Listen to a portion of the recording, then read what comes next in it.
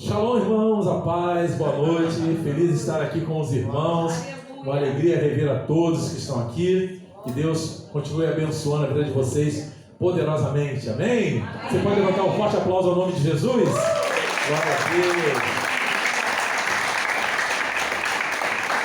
Aleluia! Abra sua Bíblia no Evangelho de Marcos, no capítulo 8, versículo 34.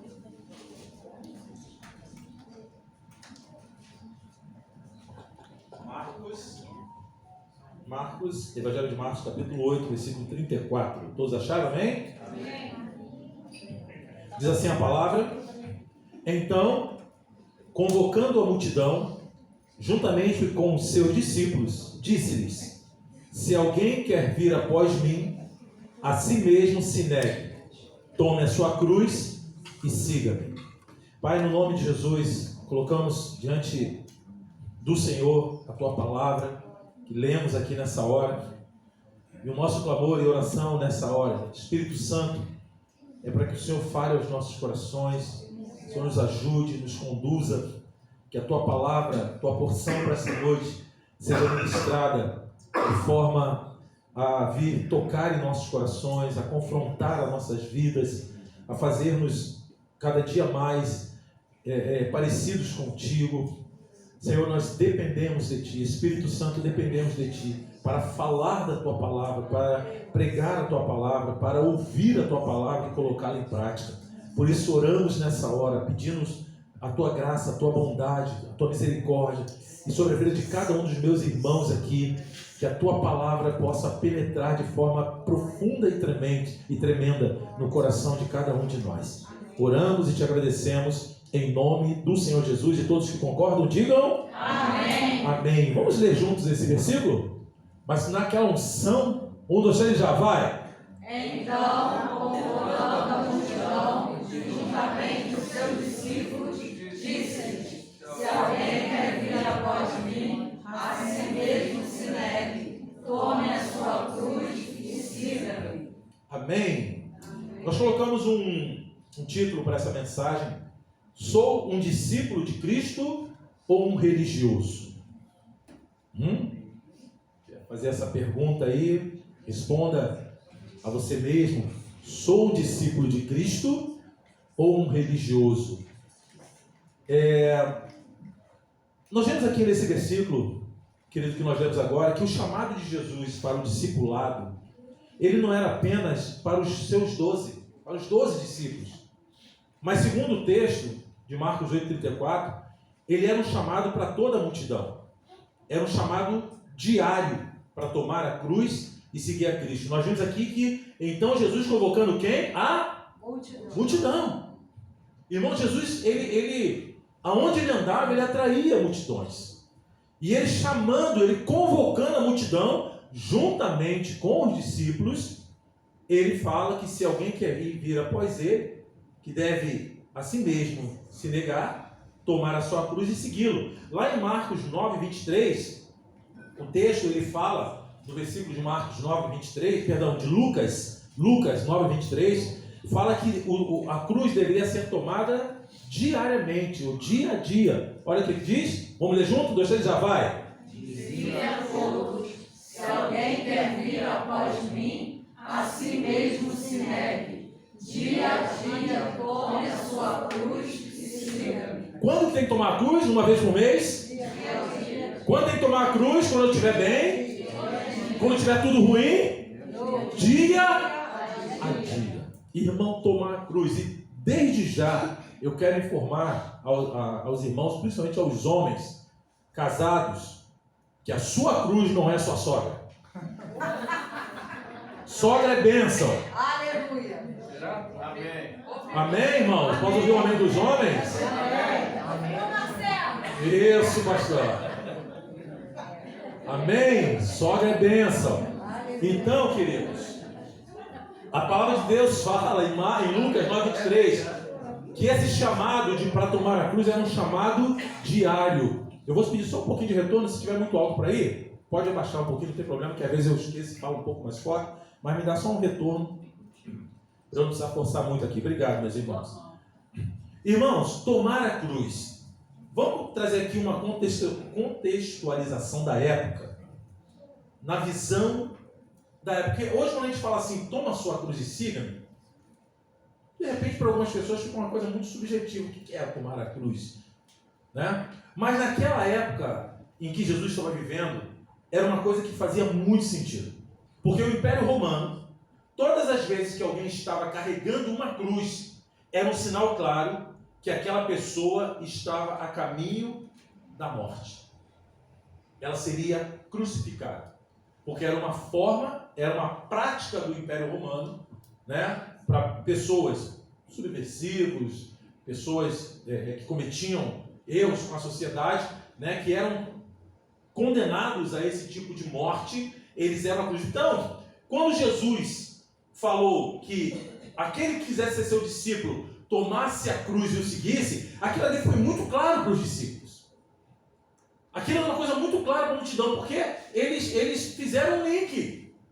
Poxa, tomar a cruz, quando as pessoas tomavam a cruz, elas estavam indo para morrer. E a cruz era um sinônimo de morte. A cruz era um sinônimo de vergonha. A cruz era um sinônimo de dor. Cruz, irmãos, era um sinônimo de maldição. Gálatas capítulo 3, versículo 13. Olha o que o apóstolo Paulo fala. Gálatas capítulo 3, versículo 13. Diz os irmãos para ir colocando para a gente mais rápido. Diz o quê? Cristo nos resgatou da maldição da lei, fazendo-se ele próprio maldição em nosso lugar. Porque está escrito, o quê? Maldito todo aquele que for pendurado em madeiro. E o apóstolo Paulo estava citando Deuteronômio, né? O capítulo 21, no versículo 23. E ele cita, nesse momento, isso. Mas hoje, irmão, nós perdemos um pouco esse entendimento. Pois nós vemos pessoas literalmente, nós não vemos, melhor dizendo, pessoas literalmente carregando uma cruz nos ombros quando comete algum delito. Uma pessoa, quando comete um delito, ela é presa. E se ela for condenada, você não vê essa pessoa com uma cruz andando pelo meio da rua. Então, quando a gente fala hoje sobre tomar a cruz, se a gente não tiver um conhecimento daquilo que está sendo falado, a gente tem uma ideia muito subjetiva do que seja. Mas para os discípulos e para as pessoas que estavam ouvindo naquela época, fazia muito sentido, ou todo sentido. E eles começavam a entender, o que Jesus estava me chamando é para morrer. Ele estava me chamando para a morte. E Jesus, queridos, eles estavam ensinando isso. Hoje, como eu falei, nós não vemos isso na prática, literalmente. Mas, espiritualmente falando, esse princípio de tomar a cruz, ele faz muito sentido. E é a mesma coisa que Jesus estava falando naquele dia. Se você quer ser meu discípulo, tome a sua cruz todo dia. Morra todo dia. Fala para o teu irmão, você tem que morrer.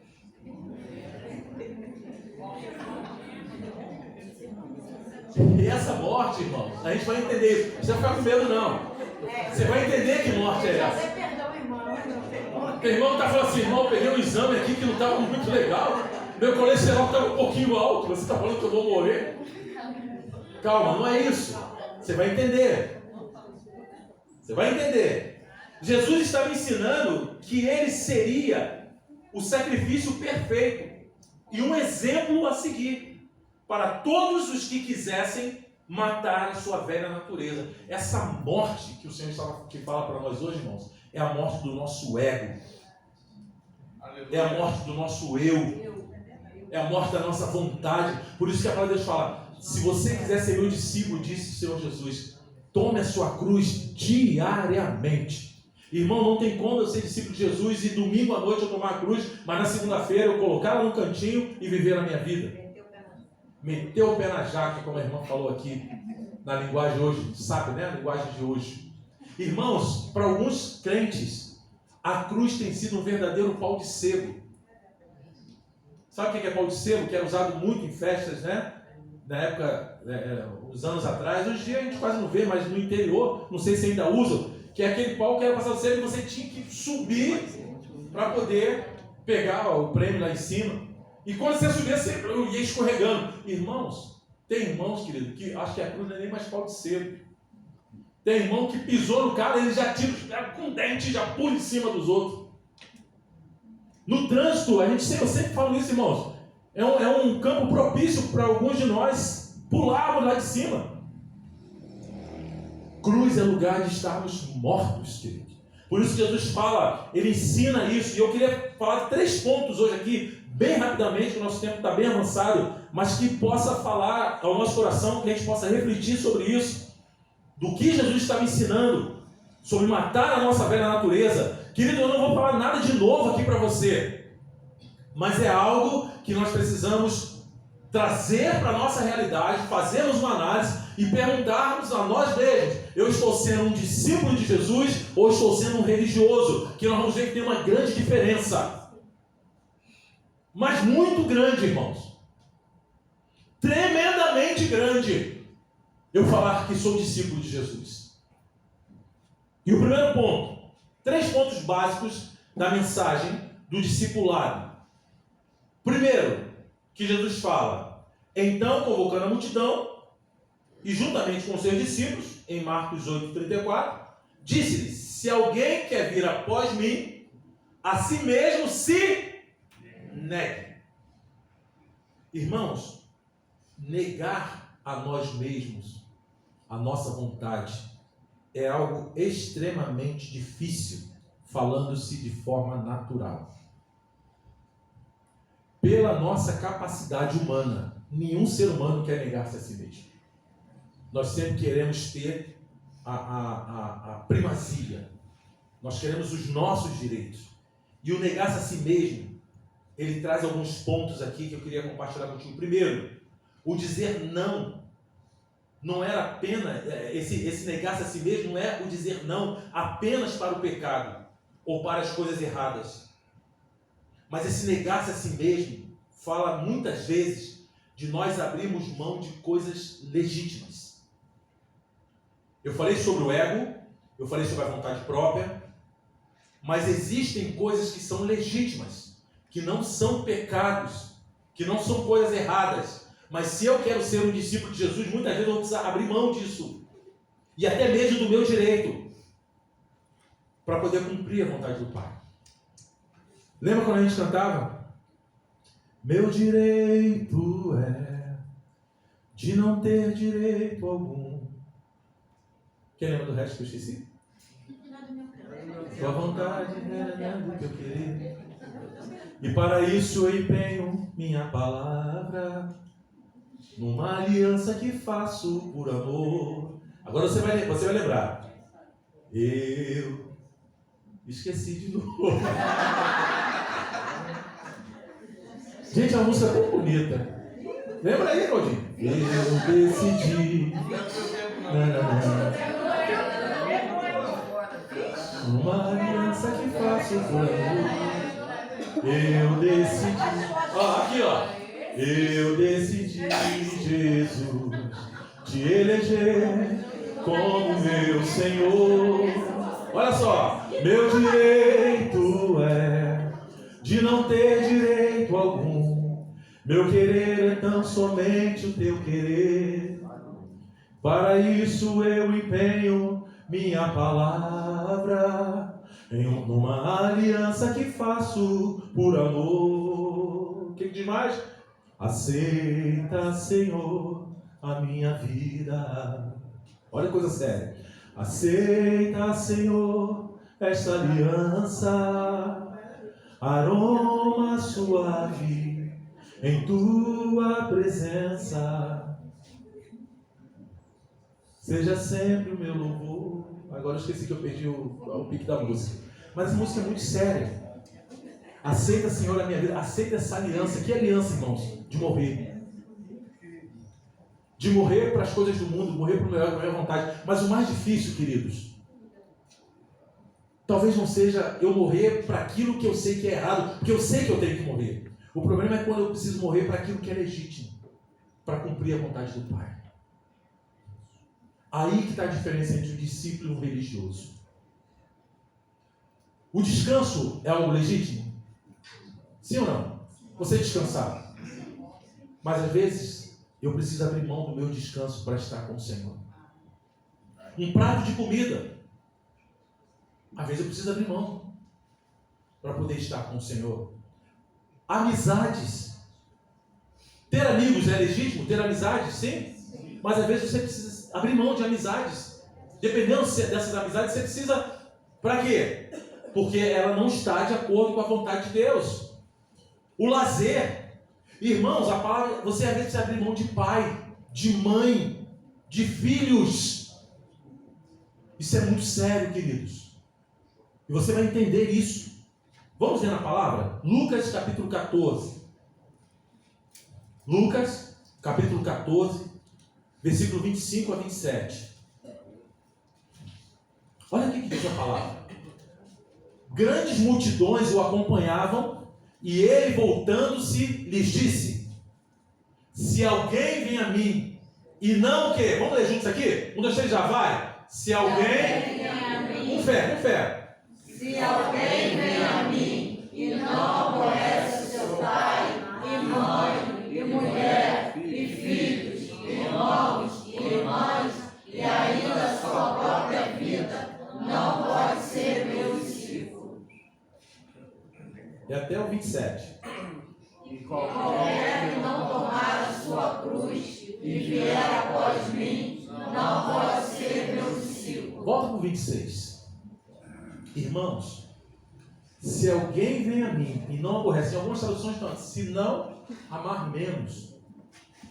Se alguém não aborrece seu pai, sua mãe, mulher, filho, o que é isso, querido? Então quer dizer que eu tenho que desprezar meu pai? Não é isso, você sabe que não é. Mas existem situações na nossa vida, irmãos, que muitas vezes o nosso pai, a nossa mãe, os nossos filhos se tornam nossos ídolos. Senhor, eu quero ter um filho. Aí Deus dá um filho. Aquele filho, ao invés de ser consagrado ao Senhor, é consagrado a nós mesmos. Você está entendendo o que eu estou dizendo, irmãos? Queridos, olha bem, Jesus falou, se você não aborrece pai, mãe, irmãos, a palavra de Deus tem contradição, querido? Não tem. Deus manda honrar pai e mãe, mas o que Jesus está falando aqui? Tudo aquilo, querido, por mais importante, o que é mais importante na nossa vida do que um pai, uma mãe, um filho, uma filha? E ele está falando, se você não amar menos, se você não aborrecer nesse sentido de que eles não podem tomar o meu lugar na tua vida. Querido discípulo, aqueles que querem seguir a Jesus, ele precisa ser o principal na nossa vida. Amém. Querido Deus, o que Jesus está falando assim, ele está comparando, olha, está aqui ó, o teu filho que você ama. Qual é o pai, qual é a mãe que não dá a vida por um filho? Qual é o pai, qual é o filho numa saudável que não daria vida pelos próprios pais de cuidar? Mas o que Jesus está falando, se você coloca em primeiro lugar, você não pode ser meu discípulo. Queridos, são coisas legítimas, mas se eu quero ser discípulo, eu tenho que estar disposto a abrir mão de tudo. Querido, repara, faz uma comparação com o que Jesus ensinava e o que muitas vezes nós temos ouvido nos dias de hoje.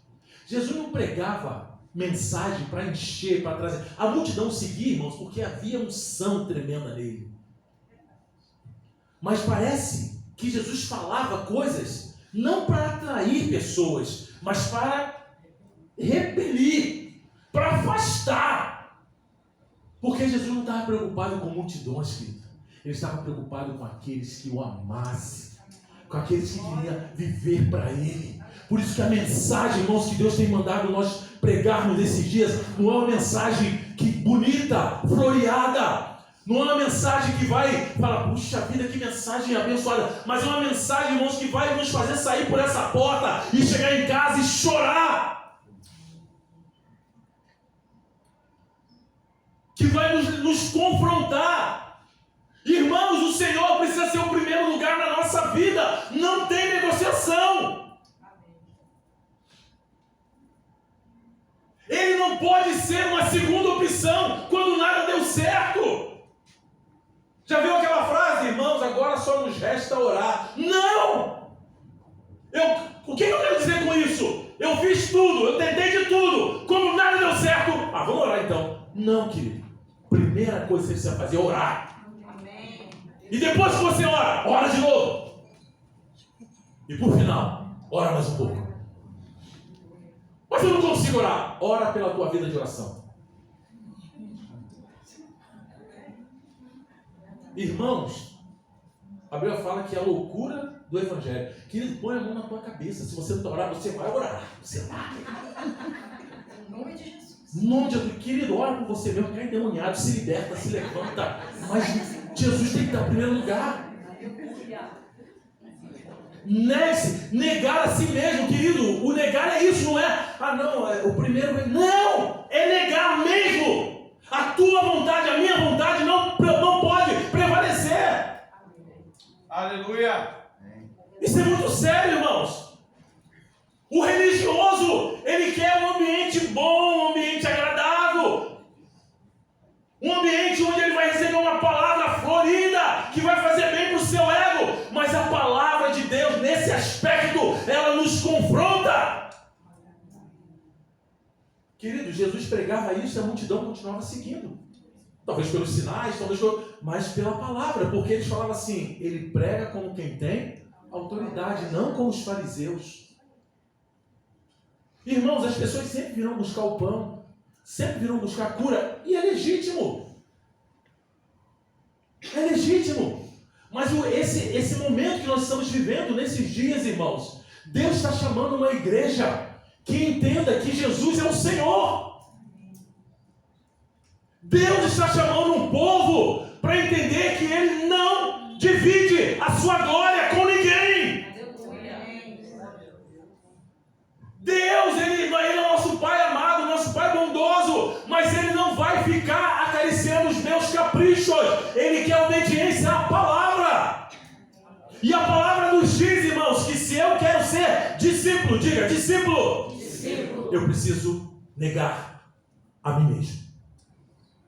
E até aquilo que é legítimo. Fala comigo, eu preciso negar a mim mesmo. E até aquilo que eu considero legítimo. Primeiro ponto, negar-se a si mesmo. Jesus falou isso para as multidões e para os discípulos. Segundo ponto, tome a sua cruz. Quando eu falo isso, quando a palavra de Deus fala, tome a sua cruz, Ele está falando assim para mim, tome uma decisão.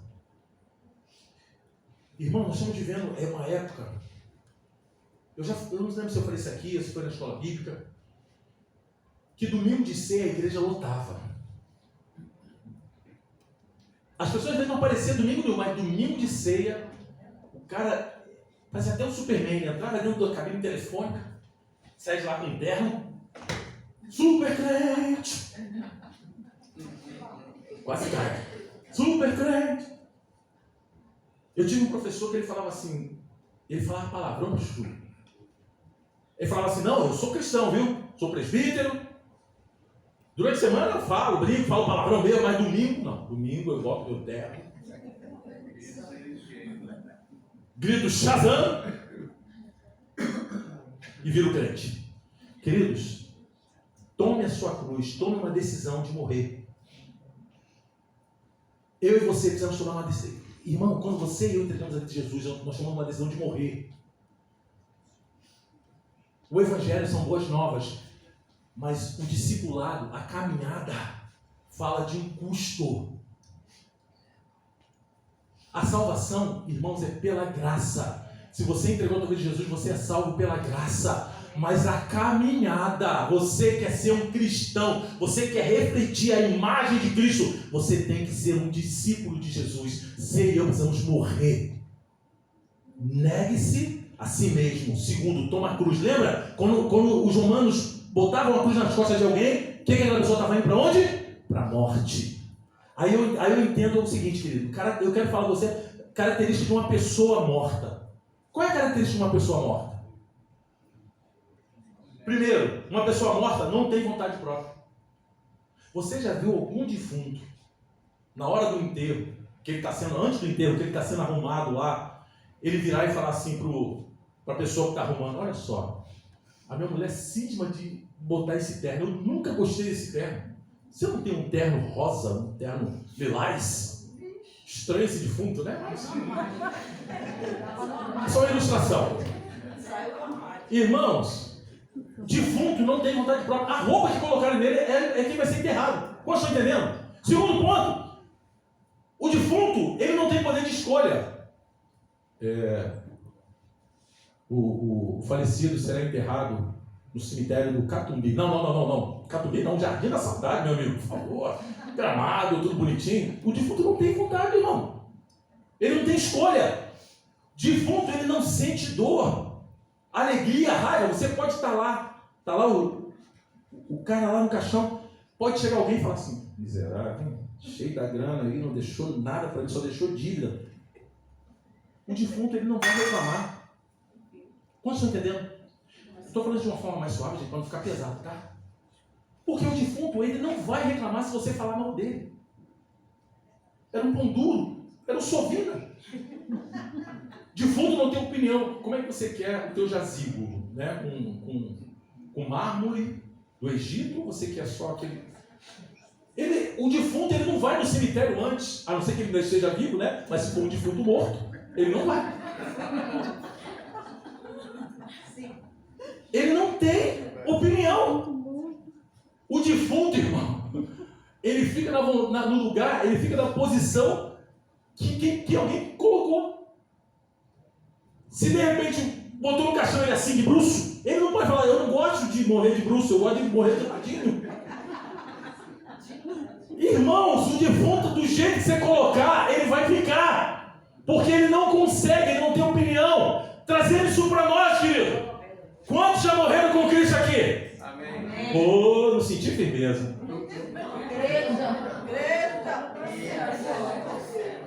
Quem já morreu com Cristo? Amém. Então essas características têm que estar na minha vida e na tua vida. É fácil, irmãos. Você vê a pessoa falando mal de você. Você fazendo a coisa certa e a pessoa falando mal de você, fofoca. Meu amigo, por isso que eu falo, tem defunto que até ressuscita. Hoje falando aqui.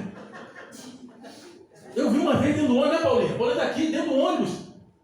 A mulher lá começou a discutir lá com o motorista, ela vira e fala: irmão, lá com cocão, aquilo tudo. Olha só, o motorista, eu saio da graça, vou ir lá com a mão na tua cara. Esse defunto ressuscitou, meu irmão. Não demorou um segundo dentro do caixão. Irmãos, o velho homem quer se levantar todos os dias. Está dando para entender o que eu estou falando, irmão? Essas características são as características de quem está morto. Gálatas 2:20, o apóstolo Paulo fala assim: já estou crucificado com Cristo e vivo, não mais eu, mas Cristo vive em mim. E a vida que eu agora vivo na carne, vivo-a na fé pelo Filho de Deus, o qual me amou e se entregou por mim, meu irmão.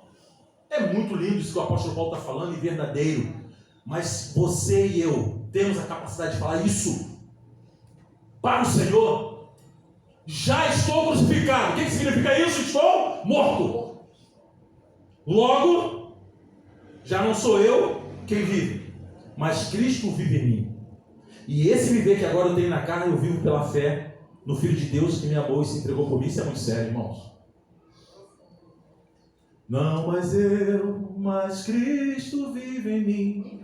Já estou crucificado e a vida que eu vivo, vivo pela fé no Filho de Deus. Queridos, tá vendo? Até alguns antigos não conhecem. Mas antigamente, irmãos, sabe o que nós cantávamos? A palavra. Não é isso?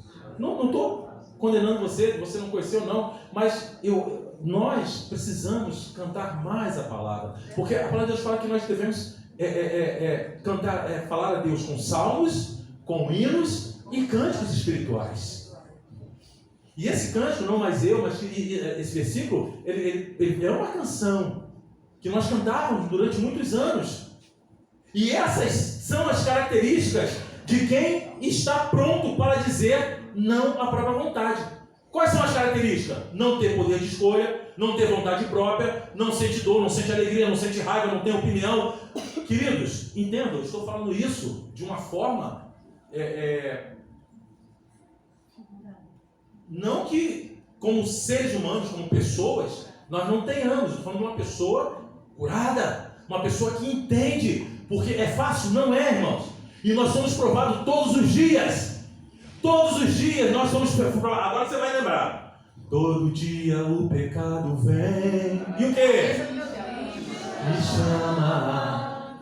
Todo dia vem a tentação. E faz o quê? Mas eu escolho Deus. Eu sei que tem outras coisas ali, né? Mas... com fé. Eu escolho Cristo todo dia. Já morri pra minha vida, agora eu vivo a vida de Deus. Será que os anjos vão falar amém? Ou vão falar assim, ô mentiroso? Já morri pra minha vida e agora eu vivo a vida de Deus. Irmãos, viver a vida de Deus significa nós vivermos como Jesus viveu. Isaías 53 fala que ele foi levado para o matadouro como ovelha muda diante dos seus tosqueadores.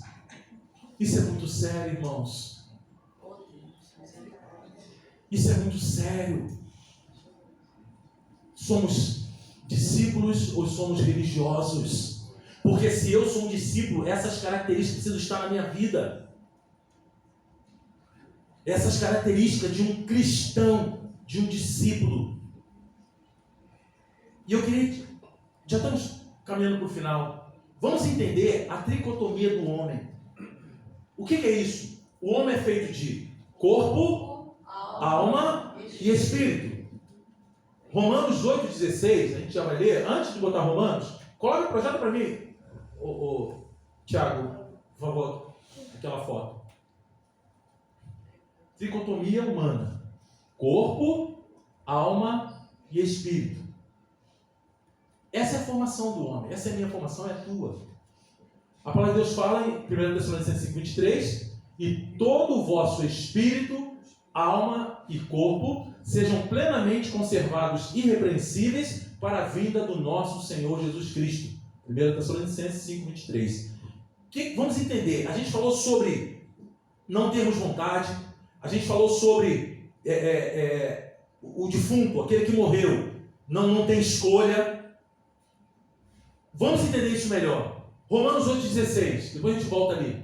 Romanos 8,16. Olha o que diz. O próprio Espírito testifica com o nosso Espírito que somos o quê? Filhos de Deus. O que eu entendo com isso? Primeiro, irmãos, sabe o que muitos de nós não conseguimos viver? O que a palavra nos manda? Por quê? Nós somos corpo, alma e espírito. Ou seja, somos um corpo onde habita uma alma. A alma fala de quê? De emoções, do intelecto, onde habita um espírito. Aonde o Espírito Santo se comunica? Primeiro, volta lá a imagem. Irmãos, eu e você não podemos e não temos condições de servir a Deus no corpo, na carne. Sabe por que muitos não estão conseguindo caminhar? Porque querem servir a Deus na carne, na força do braço.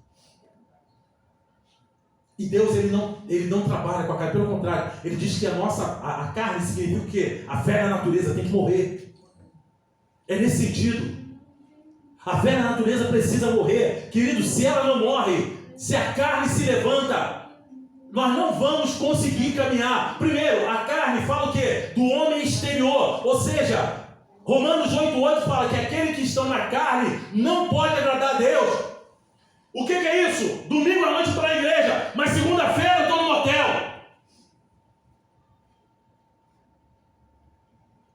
Domingo eu estou com a Bíblia aberta, mas na segunda-feira eu estou num site pornográfico. O corpo, a carne, eu não consigo servir a Deus na carne, irmão. É frustração. Muitas pessoas não conseguem avançar porque querem ser crente. A partir de hoje, Shazam, eu sou crente. Na primeira vacilada, na primeira casca de banana que Satanás coloca, ela escorrega. Por quê? Quer servir a Deus no homem exterior, na carne. Ninguém serve a Deus na carne. Segundo, o homem, vou chamar agora a alma de homem periférico. A alma, volta lá para mim. Só para tu visualizar. A alma, pode deixar aqui agora. Vou chamar de homem periférico. O que é o homem periférico? O que é a alma? O que nós chamamos a característica da alma? Não são as emoções? Não é o intelecto? Tem pessoas que eu não concordo com essa parte da palavra. Não tem base, não tem... Querido, o camarada que quer viver dessa forma, ele não vai conhecer Deus nunca. Emoções. Hoje eu acordei tão bem, eu vi um passarinho verde voando aqui na minha casa, eu vou adorar Jesus, aleluia, Senhor. Mas tem um dia que ele briga com um colega, briga com a esposa, briga com o marido, aí acorda xingando, falando palavrão. Irmãos, isso é viver nas emoções. Sabe por que muitas pessoas não conseguem avançar? Porque querem servir a Deus nas emoções, e a emoção fala de algo instável. Eu posso estar bem, eu posso estar mal, eu posso estar alegre, eu posso estar triste, eu posso achar que o irmão está com problema comigo, aí eu paro de adorar a Deus, eu paro de servir a Deus. Eu não consigo servir a Deus na alma, no homem periférico. O que a palavra de Deus fala? Salmo 42, versículo 11 diz assim: por que está abatida, ó minha alma? Por que te perturbas dentro de mim? Ou seja, no dia que eu acordo com a alma abatida, já era, acabou Jesus. Acabou Jesus, irmão. Está até entendendo o que eu estou falando, querido? Você é um discípulo, é um religioso. No corpo eu não vou conseguir, na força do meu braço, hoje eu vou vencer esse pecado. Não vai! Porque a carne precisa ser morta todos os dias. Aleluia. Com oração, com jejum, com palavra, com negar-se a si mesmo, com crucificar. Quando o velho homem quiser sair da cruz, tu tem que ir lá de novo e pregar para ele. Irmão, eu e você temos que chegar diariamente diante do espelho com a palavra e falar: você tem que morrer para as coisas do mundo, você tem que morrer para a vontade da tua carne, você tem que enterrar a tua língua no mais profundo para que ela não fale mal dos outros. Essa preguiça que te persegue, essa indolência, esse teu espírito de ira ou de justiça própria, ou de achar que eu sou melhor do que os outros. Isso é corpo, isso é alma. E aonde que eu sirvo a Deus? O meu serviço é aqui, ó, no Espírito. O lugar do serviço e adoração do sacerdócio é no Espírito, no homem interior. Deus, ele não habita na minha carne, Deus não habita na minha alma, ele habita no meu Espírito. João 4:24, porque Deus é Espírito, e importa que os seus adoradores o adorem em Espírito e em verdade. O lugar do meu sacerdócio não é na carne, não é na alma, é no meu Espírito. É no meu Espírito que eu adoro, é no meu Espírito que eu mato a minha carne todo dia, é no meu Espírito que a minha alma está controlada. Aleluia. A palavra de Deus fala no Cântico de Maria, no Cântico de Maria: minha alma engrandece ao Senhor, o meu espírito se alegra em Deus, o meu Salvador. Se você for ler na tradução original, fala: minha alma engrandece ao Senhor, meu espírito se alegrou. O verbo está no passado, ou seja, quando o meu espírito já se alegrou, a minha alma engrandece, porque quando a minha alma é controlada pelo meu espírito, onde o Espírito Santo habita, o meu corpo se submete à palavra, a minha alma, minhas emoções se submetem à palavra, porque o Espírito Santo está dominando no meu homem interior. Isso não é emoção, irmãos. Tu vê muita gente na igreja, nada contra, quer sapatear, sapateia, quer rodar, roda. Mas faça isso lá também no teu secreto. Não é só na plateia, não. É lá no secreto também. Entra no teu quarto, fecha a tua porta e roda. Pula. Irmãos, adoração. Se a gente não adorar no Espírito, nós estamos falando com os irmãos aqui do ministério, a gente está um tempo sem conseguir ensaiar por conta de compromissos mesmo. E eu falei: queridos, o que nós precisamos, acima do ensaio, é um coração quebrantado, é unidade, é andar na presença de Deus. E você vai ver que o Espírito vai fluir. Irmãos, fala comigo: eu não sirvo a Deus na minha carne, eu não sirvo a Deus na minha alma, eu sirvo a Deus no meu Espírito, porque é aí que o Espírito Santo habita. Aleluia. Eu vou precisar finalizar, querido. O terceiro e último ponto, siga-me. É um chamado para andar próximo, dentro dos princípios que ele estabeleceu. Não tem como eu falar, irmão, que eu estou seguindo a Cristo andando pelos meus próprios caminhos.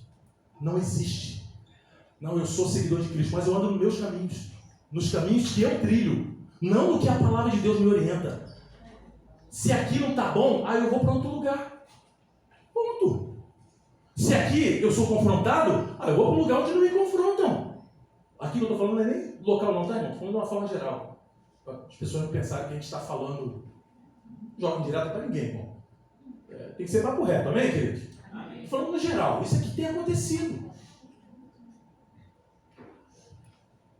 Se eu sou cobrado uma vida de santidade, irmãos, isso, você é cobrado e eu sou cobrado. Porque a palavra, ela corta aí e corta aqui, sim ou não, irmãos? Sim. É isso. Se eu sigo a Cristo, algumas pessoas falam assim, não, eu sigo a Cristo do meu jeito. Então você não está seguindo a Cristo. Porque para seguir a Cristo implica em renúncia, obediência, estar vinculado ao seu corpo, que é a igreja, tendo Jesus como cabeça. Andar em obediência e submissão a uma autoridade espiritual. Ponto. Eu sigo a Cristo do meu jeito. Qual é o teu jeito? É aqui? Se for aqui, você está seguindo. Se não for, você não está. Ah, não tem mais saco no negócio de igreja, não sei o quê. Está errado. Você não está seguindo a Cristo. Vamos ver na palavra? Efésios 4, capítulo 16. Efésios capítulo 4, perdão, versículo 16 ao 18. Efésios 4, 16 ao 18. Vamos ler junto? Você já vai? De quem todo o corpo, bem ajustado. Espera aí. De quem todo corpo. Fala assim, corpo. Corpo. A igreja. Fala, a igreja é o corpo de Cristo. Então, de quem todo corpo, bem ajustado. E o que? Consolidado. De que forma? Pelo auxílio de toda a junta. O que vai acontecer? Vai fazer o quê? O seu próprio aumento para a edificação de si mesmo em amor. Então, irmãos, eu preciso andar como? No corpo, bem ajustado, consolidado, com auxílio de toda a junta, com a justa cooperação de cada parte, efetuando o próprio crescimento do corpo, para aí sim eu ser edificado em amor. Aleluia. Porque se isso não for, se eu não estiver nesse padrão, eu não sou discípulo de Jesus. Posso cantar muito bonito. Posso fazer uma oração de Shiba na Mashiba. Se eu não seguir os padrões da palavra, vamos ler outro versículo, 17. Isso, portanto, digo e no Senhor testifico, que não mais o quê? Não mais andeis como também andam os gentios. De que forma que os gentios andam? Na vaidade dos seus próprios pensamentos. 18. Obscurecidos de entendimento, alheios à vida de Deus por causa da ignorância em que vivem, pela dureza do seu coração. Se eu ando desse jeito, eu não sou discípulo de Jesus. Eita Deus. Não tem para onde correr, irmão. Eu não tenho mais vontade. Quem é discípulo morreu para as coisas desse mundo. Morreu para a vontade própria. Você pode tomar decisão? Claro que pode. Eu quero fazer isso, eu quero fazer. Amém. Mas se Deus falar amém, siga. Mas na hora que ele fala não, é não. Sabe que muita gente não está caminhando, irmão, porque está fora dos padrões, está vivendo o evangelho do seu próprio jeito. Eu preciso de um movimento, eu preciso de alguma coisa que mexa comigo, irmãos. Nós precisamos do Espírito Santo mexendo aqui dentro. Se ele mexer aqui dentro, quando o Espírito de Deus se move em mim, eu danço como rei Davi. Vamos ficar de pé. Quando o Espírito de Deus se move em mim, eu danço como rei Davi. Isso aí eu vou ver. Eu danço como rei Davi. Eu danço como rei Davi. Irmãos, não é o Espírito se mexendo no meio da multidão, é o Espírito se mexendo aqui dentro. E o último versículo que eu quero ler com você, que seguir a Cristo é andar em verdade, dando testemunho, multiplicando a vida de Cristo em outras pessoas. Querido, eu queria te trazer um apelo. Irmãos, as células estão aí. Nós precisamos de casas, precisamos de anfitriãos, precisamos de pessoas que, sabe, alcançar outros bairros, alcançar outras famílias. Irmãos, eu estou falando para você, todo pastor gosta de ovelha, irmão. Pastor que não gosta de ovelha não é pastor. A gente tem igreja cheia. Eu já falei, tinha gente aqui no portão, sabe, pedindo lá para entrar. Amém, glória a Deus. Mas, queridos, em primeiro lugar, ou melhor, eu não abro mão da presença do Espírito nesse lugar. Do Senhor comandando a igreja. Isso pode ser com 10 pessoas ou com 10 mil pessoas. O importante é que o Senhor seja o centro da nossa vida. E o último versículo ainda em Efésios capítulo 4, versículo 15. Andar em obediência e em submissão à autoridade, mas seguindo a verdade em amor. Cresçamos em tudo naquele que é a cabeça, Cristo. Podemos ler juntos? 1, 2, 3, já vai? Mas seguindo a verdade em amor, cresçamos em tudo naquele que é a cabeça, Cristo. Irmãos, isso é ser verdade na nossa vida. Seguir a verdade em amor. Se nós fizermos isso, irmãos, nós vamos crescer em tudo. Mas em quê? Naquele que é o cabeça, Cristo. Se é para crescer, irmãos, eu quero que nós cresçamos em Cristo. Com Ele sentado no trono aqui, ó, reinando. Você pode dizer amém? Amém. Cristo é o Senhor deste lugar. O Senhor te chama hoje para ser um discípulo dEle. Você entendeu os princípios, irmãos? Eu sei que nada de novo, mas eu quero saber se isso mexeu com você. Aleluia. Se você vai colocar isso em prática. Se amanhã, segunda-feira, você vai sair daqui disposto a colocar essa verdade em prática. Quando a tentação chegar, quando aquele momento que você vai se irar, aquele momento que a preguiça vai querer te tomar, para você orar, para você ler a palavra, irmãos, para orar, para estar aqui na oração como igreja. Irmãos, nós temos orado aqui que a igreja precisa se manifestar nesses dias como uma igreja profética, não uma igreja acusadora, não uma igreja achando que é melhor do que ninguém. Verão falou que tem mães chorando, irmãos, e tem mesmo. Nós não podemos negar isso. Nós não podemos ficar felizes com a morte do ímpio nem do justo, irmão, porque Deus não se agrada disso. Agora a gente sabe que o Senhor é um Deus de justiça e Ele tem trazido juízo. Irmãos, nós como igreja precisamos manifestar o amor, a misericórdia de Deus. Aleluia. Mas também a sua verdade.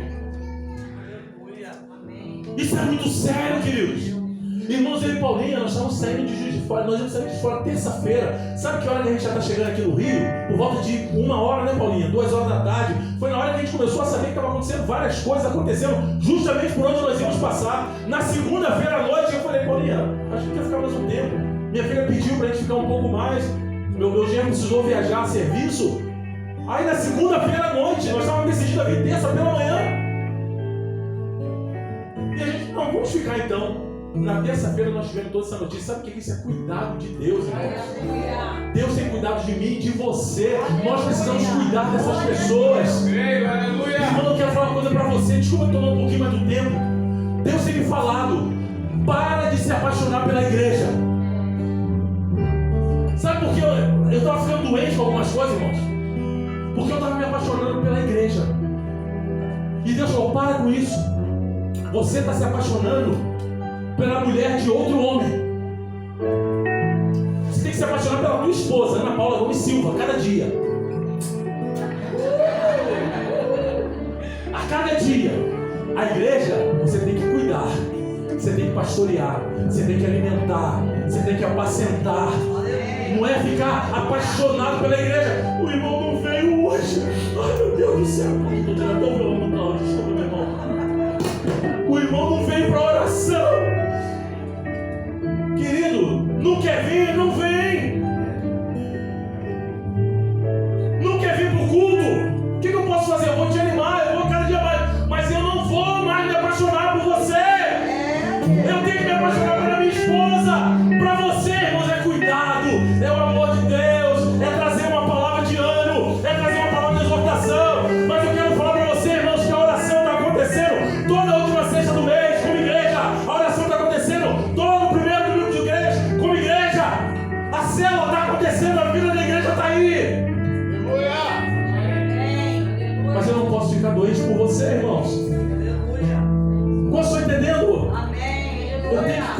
eu tenho que ser um pastor que cuida, que ama, que apacenta, que alimenta. E você, como igreja, você tem que amar a Jesus e ser um discípulo, amá-lo sobre todas as coisas. Andar em obediência, irmãos, ande em obediência. Se você andar em obediência, você vai ver, a tua vida vai mudar, irmãos. Irmãos, eu quero falar para você, a tua vida será transformada se você andar em obediência. Olha para nós, irmãos, olha para a tua liderança, olha para os teus pastores. Coloca a palavra de Deus como um prumo do lado da tua vida e da vida dos teus pastores. Se eles estiverem dentro dessa palavra, beleza.